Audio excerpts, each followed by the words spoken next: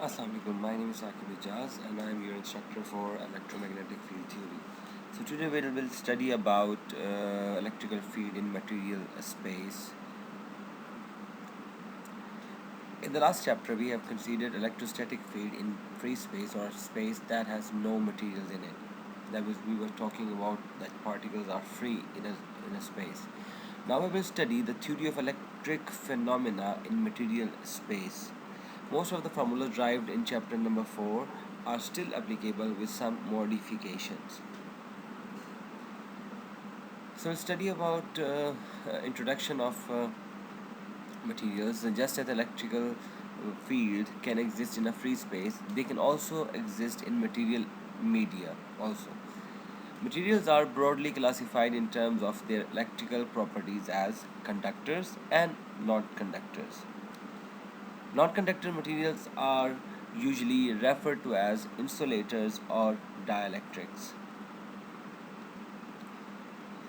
A brief discussion of electrical properties of materials in general will be given to provide a basis for understanding the concept of conduction, electric current, and polarization.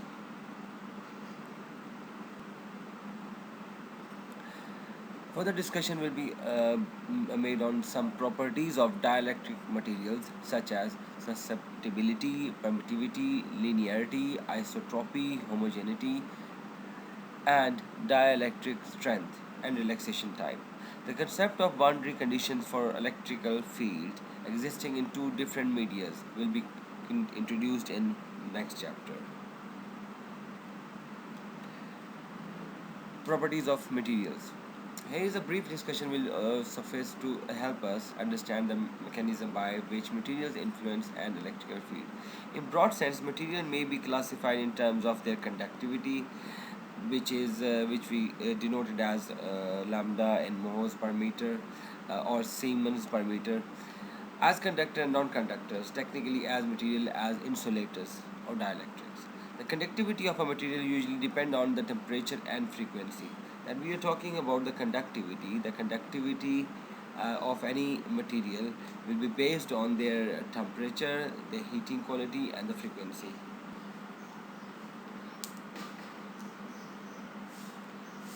Properties of material. A material with high conductivity is referred to as metal, whereas one with a low conductivity is referred to as insulator. A material whose conductivity lies somewhere between those of the metals and insulators is called semiconductor. There are some examples of conductors and with their conductivity.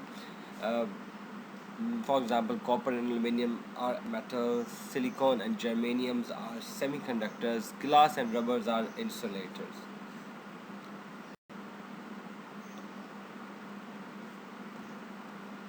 Properties of material. The conductivity of metal generally increase with the increase in temperature. As the temperature increases, the conductivity of metal will start increasing. At temperature near about absolute zero, some conductors exhibit infinite conductivity and are called superconductors. Lead and aluminum are typically example of such metals. The conductivity of lead at 4 degree Kelvin is of the order of 10 raised to about 20 moles per meter. The interested reader is referred to the literature on superconductivity. Perfect conductor or superconductor. We shall only be concerned with the metals and insulators in this text. Microscopically, the major difference between a metal and insulator lies in the amount of electrons available for conduction of current.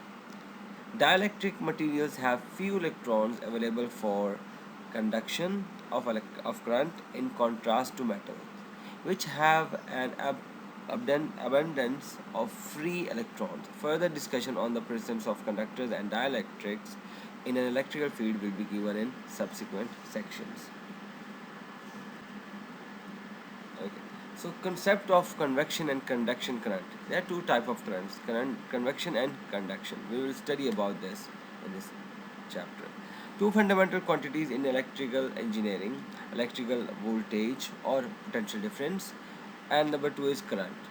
We considered potential in the last chapter before examining how electrical field behave in a conductor or dielectric. It is appropriate to consider electrical current. Electrical current is generally caused by the motion of electrical charges.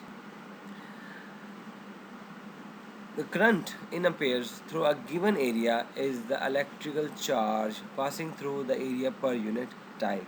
So there is a formula: I is equal to dq over dt. Thus, in a current of 1 ampere, charge is being transferred at a rate of 1 coulombs per second. This is a 1 ampere current.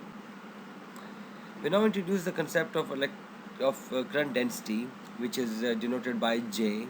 If current delta I flows through a surface delta S, the current density will be equals to Jn is equals to delta I over delta S, and this is called the current density. Or we can write it down as delta I is equals to Jn delta S. Assuming that the current density is perpendicular to the surface, if the current density is not normal to the surface, so then it will be delta I is equals to J dot delta S. So the same concept which we have got from coordinate systems, so the same concept will be given here as well. Thus, the total current flowing through a surface S is I is equals to J dot ds with the integral of S. The current is depending on how I is produced, how current is produced. There are different kind of current densities: convection current density, conduction current density, and displacement current density.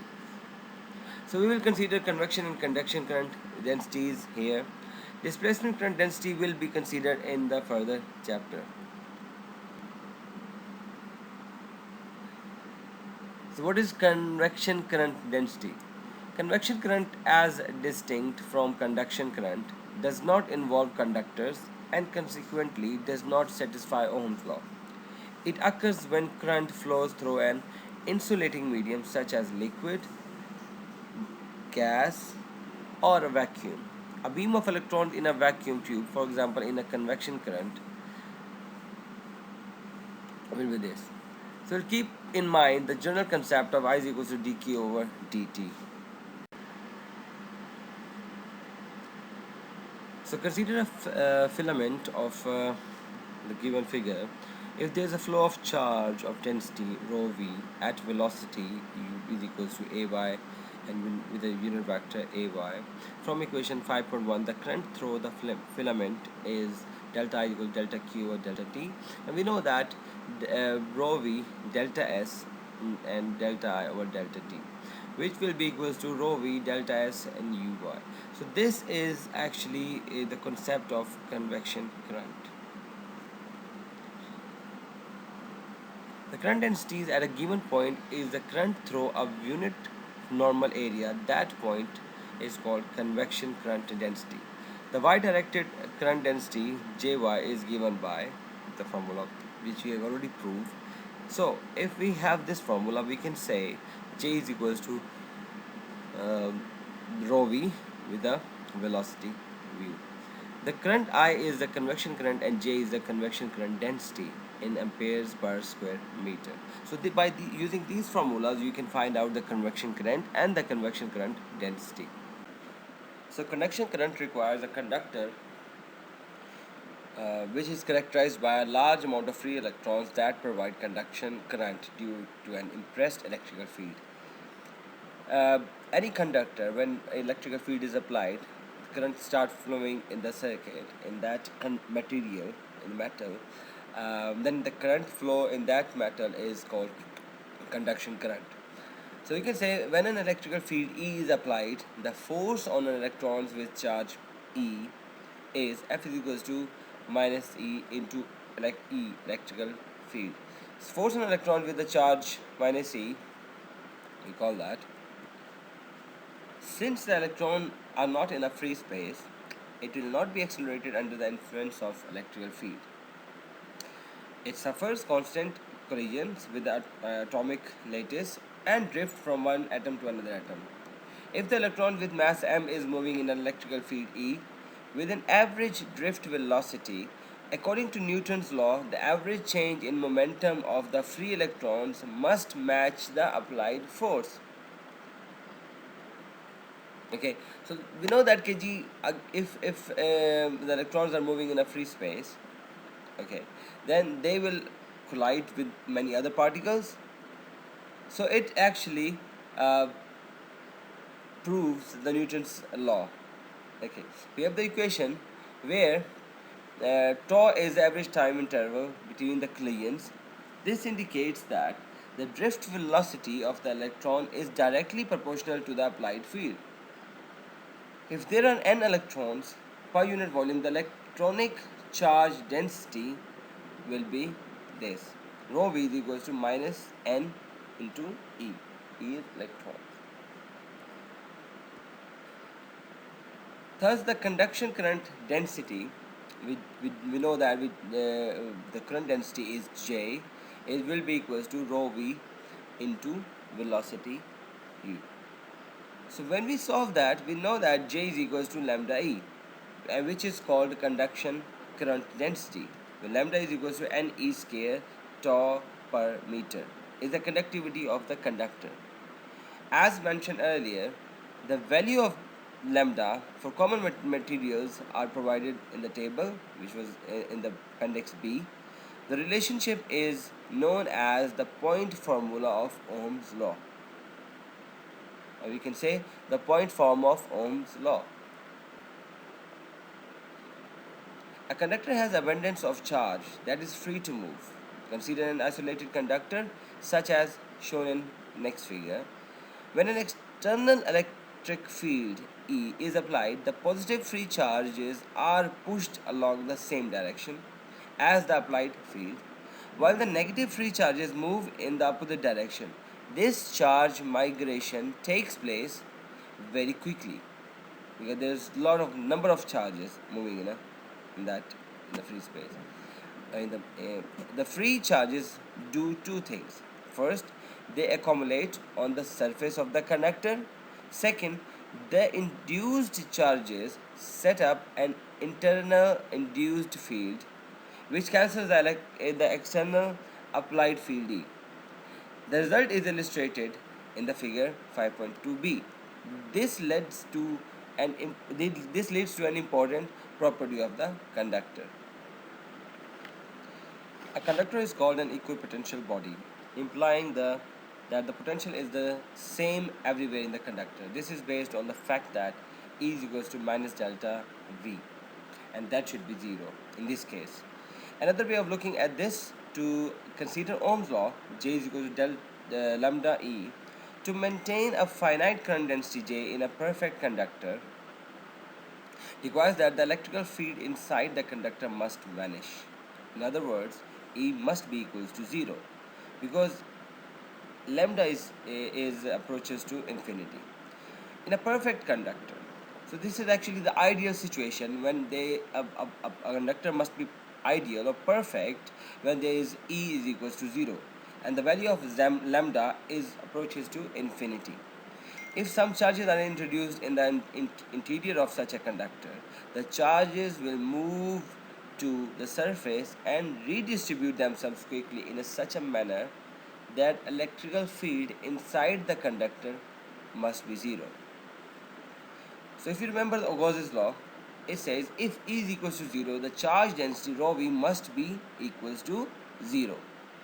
We conclude again that a perfect conductor cannot contain an electrostatic field within it under static conditions. Under these conditions, the conductor must be perfect. E is equal to 0, automatically the charge density rho v is equal to 0, and when this is 0, that means the electrical potential will be equals to 0 as well inside the conductor.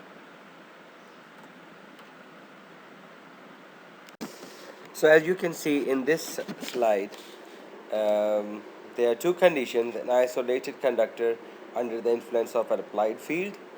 In this case, you can see there is electrons are moving from positive to negative, and the electrical field E is there as well. And in a B, A conductor has zero electrical field under static conditions. That means this is called the perfect conductor. Okay, so that it is. Thus, in the case, electrical field must exist inside the conductor to sustain the flow of current. As the electron moves, then counter them some damping forces that called resistances. Based on the Ohm's law in equation 5.111, we will drive the resistance of the conducting material. Suppose that the conductor has a uniform cross-sectional area S and is a length of L. The direction of the electrical field E produced is the same as the direction of the flow of positive charges or current I. Direction is opposite to the direction of the flow of electrons.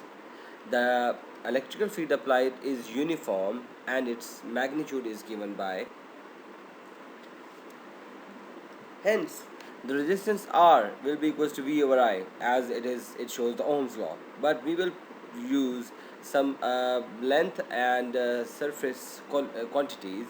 Okay, so where R is the resistivity of the material, and equation 5.16 is useful in determining the resistance of any conductor of a uniform cross section. If the cross section of the conductor is not uniform, this equation number 5.16 is not applicable. So these are some basic formulas about conductors. We have current, we have density, and we have potential, electrical potential. The power P in watts is defined as the rate of charge of energy W in joules or force times velocity. So we can have the formula for the power in conductors as well. So rho v dv E dot u is equals to E dot rho v u dv. So P power will be equals to E dot J into dv, which is known as Joule's law. The power density is given by the integrand in equation 5.18, and that is power density is equals to dp over dv, and we can find out the power in this way, and we can find out the force as well. So for a conductor with a uniform cross section, dv is equal to ds into dl. So equation 5.18 becomes in this, which is, and we conclude that P is equal to I square R, which is the more common form of Joule's law in electrical circuit theory.